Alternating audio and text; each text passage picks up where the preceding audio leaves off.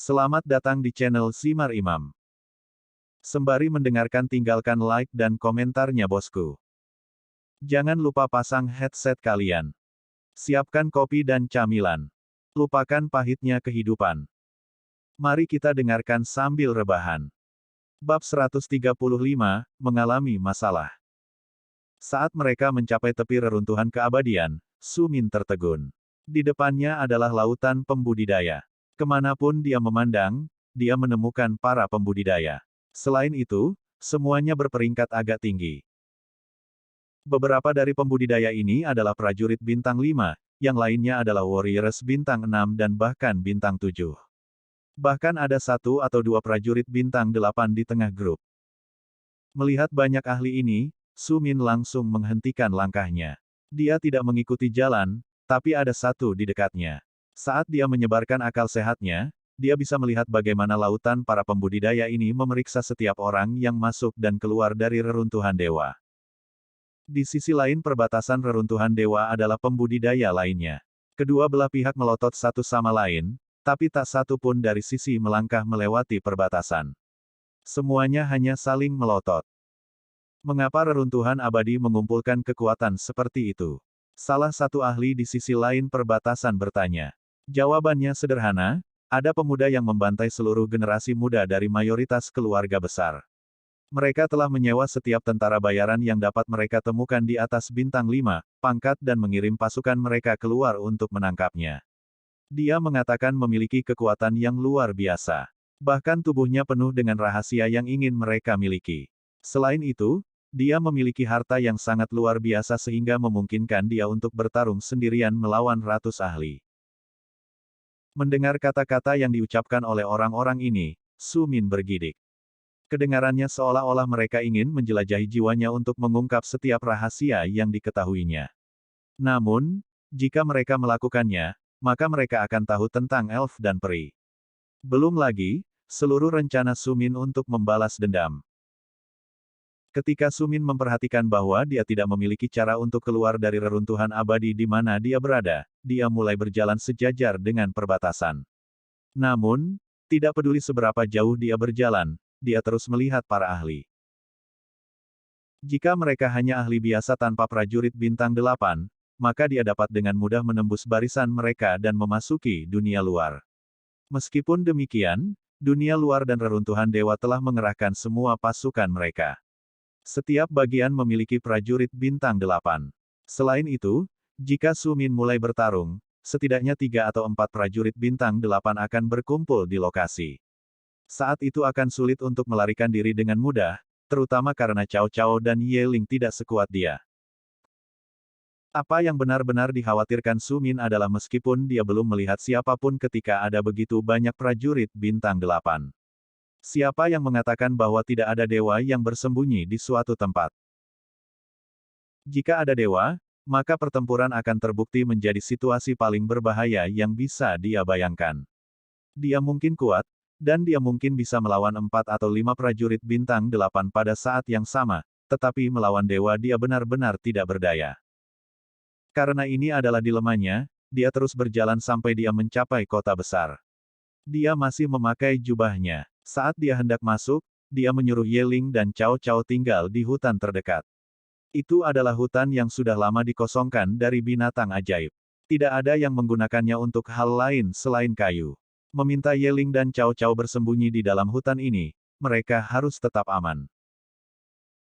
Su Min pindah ke kota besar, wajahnya tersembunyi di bawah jubah dan sendirian. Meskipun banyak orang melirik ke arahnya, tidak ada yang keluar dari jalan mereka untuk mengganggunya. Juga tidak ada orang yang menganggapnya sebagai Su Min karena dia tidak memiliki singa darah berbulu emas di sisinya. Su Min cukup paranoid berjalan melewati kota.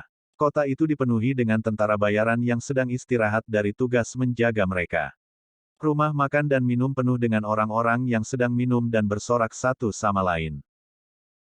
Kudengar dia membunuh seluruh desa baru-baru ini untuk menyembunyikan wajahnya. Seseorang memanggil, dan Su Min mengerutkan kening. Apakah mereka membicarakan dia? Dia belum menyentuh penduduk desa manapun, jadi mungkin mereka berbicara tentang orang lain. Aku mendengar bahwa dia membantai yang tua dan yang muda, yang tak berdaya dan yang kuat dalam satu gerakan. Dia menyebabkan kemarahan bahkan orang-orang yang tidak memusuhi dia, dan sekarang semua orang menentangnya.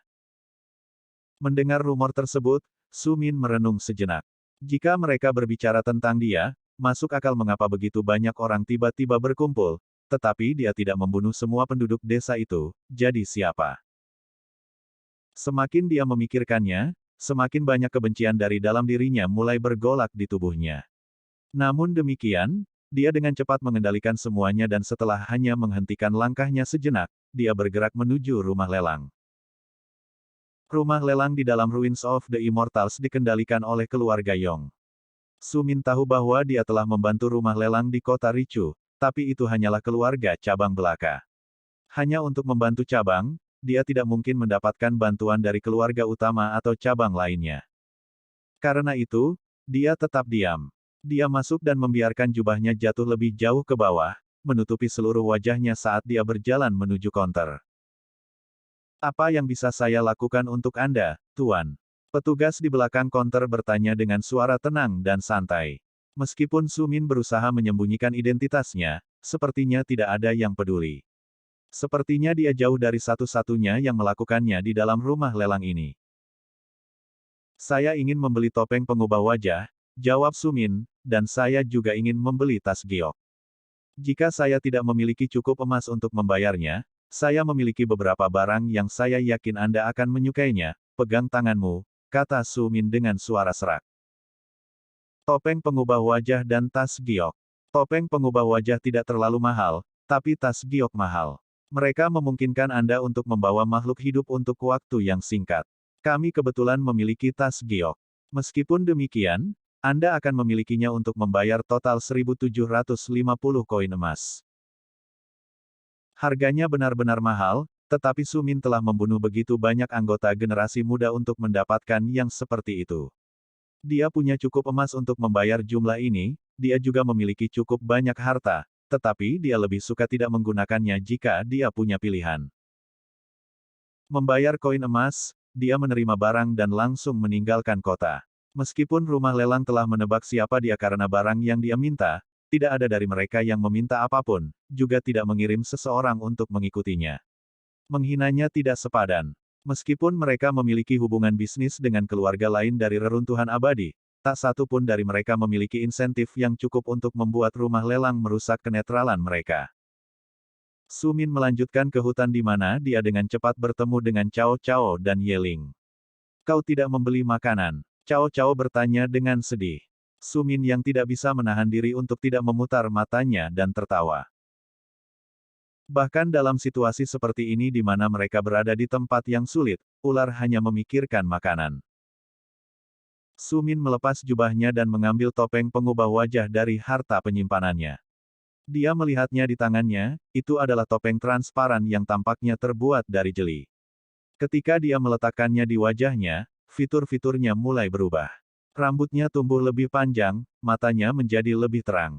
Dagunya menjadi lebih jelas, dan wajahnya menjadi tidak proporsional. Bekas luka menyebar dari pelipisnya ke dagunya. Dia tampak seperti tentara bayaran yang biadab daripada pemuda tampan seperti sebelumnya. Mustahil untuk melihat melalui topeng yang mengubah wajah. Namun, Su Min masih ragu apakah dia akan aman jika dia bepergian sendiri. Mereka memeriksa setiap orang, dan saat mereka menemukan tas gioknya bersama Ye Ling, dia akan tamat. Karena sudah seperti ini, aku hanya punya satu pilihan lain, gumam Su Min pada dirinya sendiri. Dia memutuskan untuk kembali ke kota. Ye Ling dan Cao Cao seharusnya bisa tetap berada di dalam tas giok sampai mereka mati kelaparan. Jadi menghabiskan beberapa hari untuk melintasi perbatasan bukanlah hal yang mustahil. Su Min mempersiapkan diri dan pergi ke kota sekali lagi. Kali ini dia tidak mengenakan jubah hitam yang menutupi wajahnya, tetapi pakaian hitam sederhana yang kualitasnya tidak terlalu bagus, juga tidak murah. Dia tampak seperti tentara bayaran biasa. Memasuki kota dia berbaur dengan kerumunan. Beberapa orang akan meliriknya lebih lama karena bekas luka di wajahnya. Namun, secara keseluruhan, tidak ada yang memperhatikannya. Su Min juga telah menekan basis kultivasinya sehingga dia hanyalah seorang prajurit bintang 6. Bagi Su Min, level dasar ini rendah, tetapi untuk rata-rata tentara bayaran, itu cukup tinggi. Itu adalah puncak dari apa yang bisa dicapai oleh kebanyakan pembudidaya jahat. Merenung sejenak, Su Min pindah ke guild tentara bayaran. Dia belum pernah memasuki salah satu tempat ini. Dia tahu, bagaimanapun, bahwa jika rencananya berhasil, maka itu adalah pilihan terbaik untuk diambil. Halo pahlawan, kata seorang wanita muda genit di belakang konter begitu dia melihat Su Min masuk ke dalam guild. Senyum masam muncul di bibir Su Min. Saya mencari karavan yang menuju ke kota Honghe atau Richu. Dia berkata dengan suara serak dan sangat dalam, suara yang biasanya tidak terdengar dari anak muda. Ada beberapa karavan yang pergi ke sana, kata wanita itu setelah melihat-lihat buku selama beberapa waktu, mengepak dari satu sisi ke sisi lain, tetapi gaji mereka jauh lebih sedikit daripada yang dibayarkan oleh keluarga Persatuan Reruntuhan Abadi sekarang. Jika aku jadi kamu, aku akan mempertimbangkan bekerja untuk mereka. Mereka benar-benar membayar mahal untuk mendapatkan pemuda yang dikenal sebagai Su Min ini. Su Min merasakan kulit kepalanya kesemutan, tapi dia tetap tersenyum.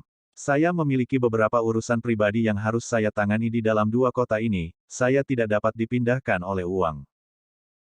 Jawabannya lugas dan jujur. Meskipun dia berasal dari luar reruntuhan abadi, tidak ada yang tahu persis dari mana asalnya sehingga memberitahu mereka tujuannya tidak dapat menyakitinya. Wanita di belakang meja menganggukkan kepalanya setelah beberapa saat berpikir. Masuk akal jika dia benar-benar memiliki sesuatu yang harus dia selesaikan, maka dia tidak dapat menerima tugas yang memakan waktu ini. Tidak ada yang tahu kapan Su Min akan muncul, mereka juga tidak tahu apakah itu sepadan dengan semua kerja keras dan risiko ini. Ada karavan di sini yang membutuhkan prajurit bintang 6. Bayarannya 200 koin emas dengan 25 diantaranya dibayarkan di muka, sisanya saat karavan tiba dengan selamat. Itu tidak langsung ke kota Honghe atau Richu tapi menuju kota Lingyun karena kota ini sedikit lebih besar dari dua kota lainnya. Namun, saya yakin Anda dapat menemukan karavan lain untuk bepergian dari sana setelah itu. Su Min menganggukkan kepalanya. Sangat masuk akal apa yang dia katakan, dan dia mendaftar untuk pekerjaan itu. Ini akan memungkinkan dia untuk melakukan perjalanan melalui penghalang di perbatasan tanpa terlalu banyak kesulitan. Setidaknya dia berharap begitu. Bab 136, di perbatasan. Kafilah bertemu setelah 3 hari. Selama ini, Su Min telah menemukan sebuah kamar di penginapan tempat dia tinggal sepanjang hari mereka menunggu karavan bersama Cao Cao dan Yeling. Su Min memastikan Yeling dan Cao Cao bisa makan apapun yang mereka mau. Dia merasa tidak enak karena mereka harus tetap berada di dalam tas giok selama mereka melakukannya, jadi menawarkan pilihan makanan yang tidak terbatas, dia merasa, menebusnya. Meskipun demikian, tas giok ini adalah satu-satunya cara dia bisa memikirkan cara bagi mereka untuk keluar dari reruntuhan abadi tanpa menunggu waktu yang sangat lama. 3 hari berlalu dengan cepat. Segera waktu untuk bertemu di karavan tiba. Su Min menempatkan kedua temannya di tas sebelum dia meninggalkan penginapan. Dia menggunakan topeng pengubah wajahnya, tetapi meskipun demikian, dia tetap waspada saat berjalan-jalan. Dia terus-menerus mengamati segala sesuatu di sekitarnya, hanya untuk menyadari bahwa tidak ada yang memberikan perhatian khusus padanya. Kafilah yang ditemuinya sangat besar. Itu telah mempekerjakan 100 tentara bayaran pada saat yang sama meskipun mereka memiliki 200 penjaga lagi. Lebih menarik lagi, karavan itu milik paviliun harta karun yang memikat. Menyadari hal ini, Su Min semakin bersemangat. Meskipun keluarga besar dari reruntuhan abadi ini ingin menimbulkan masalah, paviliun harta karun yang memikat adalah faksi besar di seluruh benua. Menyebabkan masalah bagi mereka bukanlah pilihan. Jadi mungkin saja dia bisa melewatinya tanpa terlalu banyak masalah. Meskipun dia berpikir seperti ini, Su Min tidak mengendurkan kewaspadaannya sedikitpun. Dia mengerti jika dia ingin selamat dari ini, maka dia benar-benar harus sangat beruntung atau mampu menipu orang-orang di perbatasan. Dia tidak bisa lengah. Mengambil napas dalam-dalam, dia memantapkan dirinya saat mencapai karavan. Saya di sini untuk mendaftar. Saya menerima tugas untuk menjadi penjaga karavan Anda sebelumnya, suara Su Min serak dan kasar. Kedengarannya tidak seperti suaranya yang biasa, tapi suara yang cocok dengan penampilannya saat ini. Nama, Tanya orang itu. Sumin memberinya nama yang dia gunakan sebelumnya di Serikat Tentara Bayaran saat mendaftar untuk tugas, Xiaoping. Pria itu memindai daftar di tangannya dan menemukan nama, Xiaoping, di samping semua informasinya. Dia menganggukkan kepalanya dengan puas sebelum dia mengangkat punggungnya yang penuh dengan koin. Ini adalah uang muka Anda. Sisanya akan Anda dapatkan ketika kami tiba dengan selamat di tujuan kami. Jika Anda melarikan diri selama tugas, kami akan mengeluarkan surat perintah penangkapan Anda, lanjutnya, menyatakan aturan karavan mereka. Sumin mendengarkan hanya dengan satu telinga. Telinga yang lain fokus pada apa yang terjadi di sekitarnya. Biasanya karavan kami cukup aman, lanjut pria itu sambil memandang Sumin dengan serius, tetapi jika sesuatu terjadi, maka kami akan bergantung padamu. Sumin menganggukkan kepalanya dan berbicara sesedikit mungkin. Pria itu kemudian membawanya ke tentara bayaran lainnya. Penjaga luar dibuat dari tentara bayaran sedangkan penjaga dalam adalah penjaga pribadi paviliun harta karun memikat. Kafilah itu memiliki 10 gerbong. Meskipun sebagian besar barang dagangan mereka disimpan di tempat penyimpanan, ada banyak orang yang harus mengikuti barang-barang ini. Akibatnya, karavan itu menghitung total 400 orang. 100 tentara bayaran, 200 penjaga, dan 100 orang yang tidak berkultivasi atau berperang, terutama pedagang dan keluarganya. Ada 10 orang di setiap gerbong, dan setiap gerbong dikelilingi oleh 30 orang. Segera setelah semua orang membentuk formasi, kelompok itu mulai bergerak. Karena kelompok itu sebesar itu, mustahil untuk bergerak dengan sangat cepat. Satu-satunya binatang di sana adalah Nightmare Horses, sejenis kuda dengan paku di punggung dan surai mereka. Mereka berwarna hitam dengan api merah di kuku mereka dan terlihat sangat ganas. Ini telah dibesarkan di penangkaran. Mereka tidak sekuat yang bisa ditemukan di alam liar, meski begitu, mereka kuat dan bisa berjalan berhari-hari tanpa istirahat. Kuda-kuda ini digunakan untuk menarik karavan ke depan. Tidak ada penjaga yang memiliki kuda. Mereka semua harus mengandalkan kaki mereka. Meskipun kecepatannya lambat, kecepatannya stabil. Semua orang yang berjalan adalah pembudidaya. Dengan demikian bukan tidak mungkin bagi mereka untuk berjalan beberapa hari tanpa berhenti dan kemajuan mereka dapat dianggap signifikan. Kafilah itu baru berjalan selama 3 jam ketika mereka sampai di perbatasan. Saat mereka melakukannya, Sumin merasa semakin gugup. Namun demikian, melihat wajahnya, tidak ada yang akan memperhatikan. Dia terlihat dingin dan sinis seperti biasa. Sementara sebagian besar tentara bayaran bersenang-senang mengobrol dengan orang-orang di sisi mereka, tidak ada yang mendekati Sumin, semua orang bisa merasakan atmosfer di sekelilingnya mengatakan bahwa dia perlu ditinggal sendirian, mereka tidak ingin terlalu dekat untuk menimbulkan masalah. Xiaoping ini merasa berbahaya bahkan bagi orang-orang ini yang telah mempertaruhkan hidup mereka berkali-kali dan merasakan bahaya yang tajam. Semua naluri mereka menyuruh mereka menjauh darinya. Akan tetapi, para penjaga tidak memiliki indera yang tajam, sehingga mereka tidak dapat merasakan aura mengancam yang datang dari Sumin. Meski begitu, tidak ada dari mereka yang berani mempertimbangkan untuk berbaur dengan tentara bayaran sederhana. Banyak penjaga memandang rendah tentara bayaran. Mereka harus mempertaruhkan hidup mereka berkali-kali untuk mencari nafkah sementara penjaga mendapat perlindungan dari sekte atau keluarga. Memiliki perlindungan orang lain sudah cukup untuk memungkinkan mereka menjalani kehidupan yang nyaman. Selain itu, mereka juga memiliki penghasilan tetap tanpa harus sering mempertaruhkan nyawa. Dengan demikian kondisi mereka berkali-kali lebih baik daripada tentara bayaran, memberi mereka rasa arogansi. Sumin tidak bisa diganggu dengan siapapun. Jantungnya berdegup kencang saat dia terus mengawasi sekelilingnya.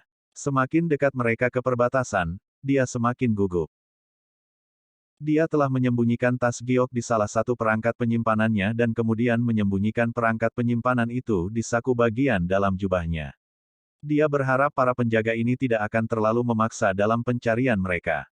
Selama tidak, maka dia bisa dengan mudah melarikan diri dari reruntuhan dewa. Semakin dekat mereka ke perbatasan, semakin tegang suasana seluruh karavan. Meskipun karavan itu bukan yang diincar oleh kontrol perbatasan ini, semua orang merasa tertekan oleh begitu banyak ahli, terutama ketika semua ahli ini berkumpul dalam satu baris, dan bahkan prajurit bintang 8 pun hadir. Semakin dekat mereka datang, semakin gelisah Sumin. Dia merasakan ada sesuatu yang salah, tetapi dia tidak mampu menunjukkan dengan tepat apa itu. Akibatnya, dia tidak punya pilihan lain selain terus maju. Jika dia berbalik sekarang, akan jelas bahwa dia menyembunyikan sesuatu, dan kemudian situasinya akan menjadi lebih buruk. Selangkah demi selangkah mereka mendekati perbatasan. Sementara Sumin mempersiapkan diri, bagian depan karavan mencapai pos pemeriksaan.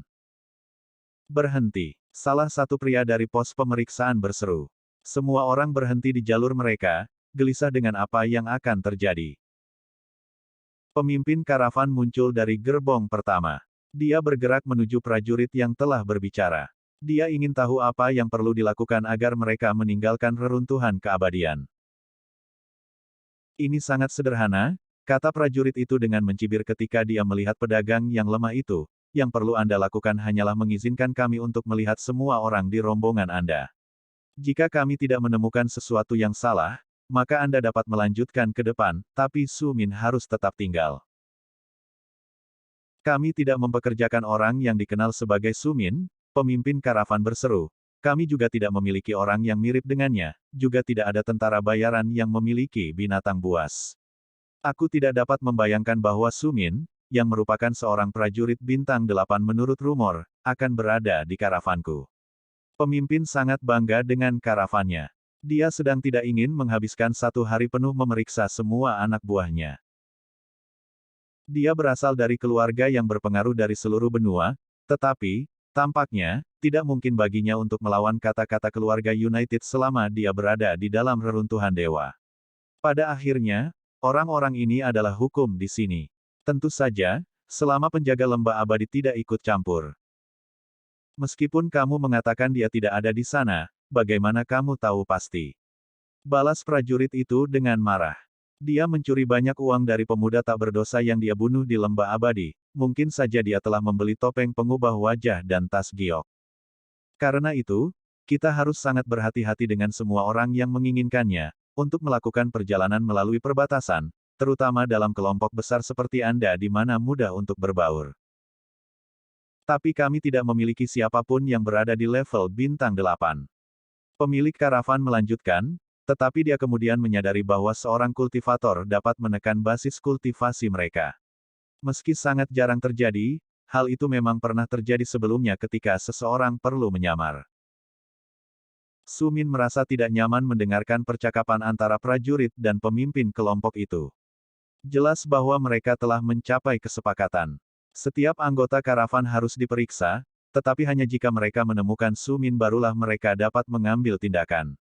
Tidak peduli apa lagi yang mereka temukan, mereka harus mundur.